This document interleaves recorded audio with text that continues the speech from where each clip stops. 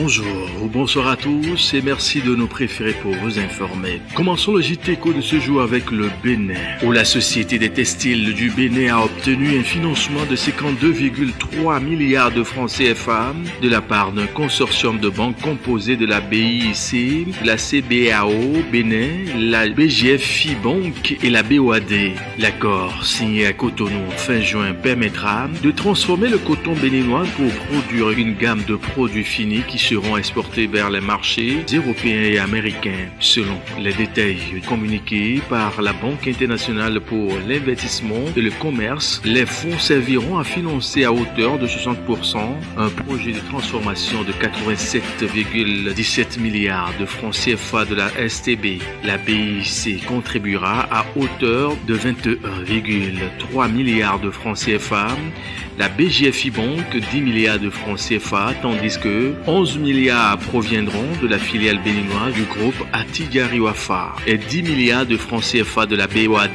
Le projet permettra de construire un total de 10 usines textiles disposant chacune d'une capacité annuelle de transformation de 10 000 tonnes de coton brut. Les produits finis prévus comprennent des vêtements, des linges de maison et des articles de sport. De son côté, la STB a déclaré que le projet permettra de créer 7 000 emplois directs et 10 000 emplois indirects.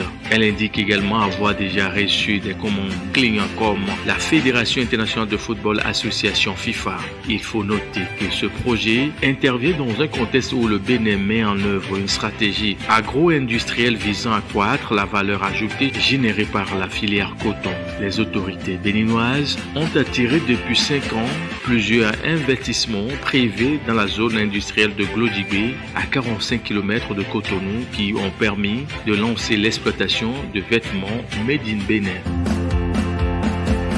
Parlons Togo pour vous dire qu'en mars 2024, les exportations totales du Togo vers les pays de la communauté économique des États de l'Afrique de l'Ouest ont atteint une valeur de 52,968 milliards de francs CFA selon les données publiées par l'Institut national de la statistique et des études économiques et démographiques.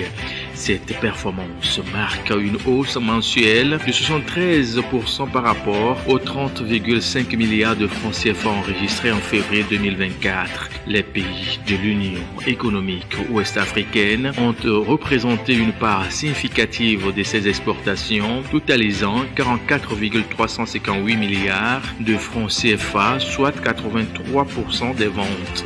La Côte d'Ivoire se démarque comme le principal partenaire commercial du Togo dans cette sous-région avec des recettes atteignant près de 20 milliards de francs CFA pour le mois de mars. Le Burkina et le Mali suivent avec des exportations respectives de 8,9 milliards de francs CFA et 6,2 milliards de francs CFA. Les échanges commerciaux avec le Bénin, le Niger et le Sénégal ont également été substantiels, atteignant 4,1 milliards de francs CFA, 2,3 milliards de francs CFA et 2,8 milliards de francs CFA respectivement pour ce troisième mois de l'année 2024. Or, UMOA, les exportations togolaises ont totalisé 8,6 milliards de francs CFA en mars 2024. Dans cette zone, dominée par les voisins anglophones, le Ghana et le Nigeria se sont imposés comme les principaux marchés avec des chiffres atteignant près de 4 milliards et 4,3 milliards de francs CFA respectivement. Les autres pays de la CEDEAO tels que la Guinée, le Libéria, la Gambie et la Sierra Leone représentent des marchés plus modestes pour le Togo, cumulant à eux 4 à peine 383 millions de francs CFA de vente selon les statistiques de l'INSEAD. Le Gabon à présent dans cette actu éco. Les expéditions de bois transformés ont chuté de 4,3% à 1 million mètres cubes en 2023, signant une deuxième année consécutive de baisse pour la filière. C'est ce qu'indique la Direction générale de l'économie et la politique fiscale dans le tableau de bord de l'économie pour l'année 2023. Cette contre-performance est à inscrire dans un contexte où la production locale de bois d'ébité a baissé de 7,2% à 1,48 million de mètres cubes en raison de difficultés d'approvisionnement des unités de transformation. En plus de la réduction de l'offre locale de bois transformé, la baisse de la demande sur le marché asiatique, en l'occurrence en Chine, a affecté les performances de l'industrie gabonaise. Selon les données compilées sur la plateforme TradeMap, la valeur des achats de bois et produits dérivés de l'empire du milieu sur le marché international s'est contractée de plus de 21% pour s'établir à 17,7 milliards de dollars en 2023.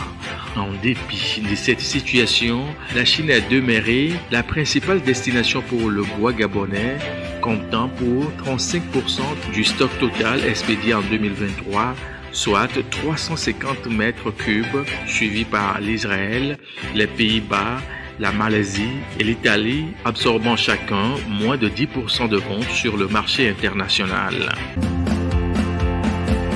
À présent, la République démocratique du Congo a exporté 8,30 millions de carats de diamants pour une valeur de 86,52 millions de dollars. C'est du moins ce que rapporte le processus de Kimberley dans son rapport 2023 publié le mois dernier, révélant une baisse de 40% en glissement annuel de la valeur des exportations.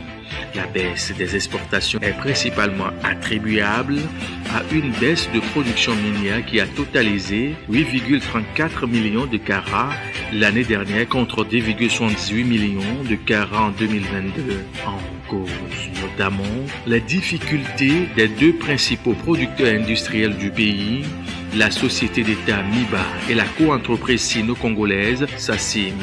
La production est d'ailleurs sur une pente descendante depuis 5 ans, à l'exception d'une légère hausse en 2021. En 2023, la RD Congo est même passée derrière l'Angola dans le classement des plus gros producteurs africains en volume. Elle pointe désormais à la 3e place continentale.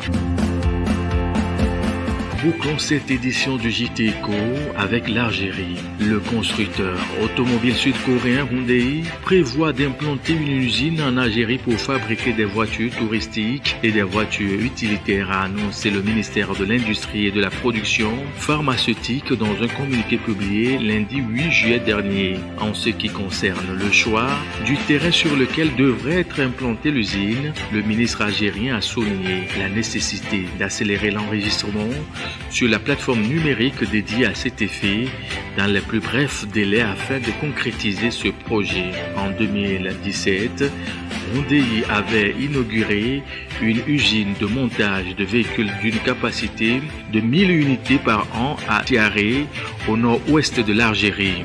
Cette usine a été fermée en 2020 après l'arrestation de l'homme d'affaires algérien Maïeddine Takout.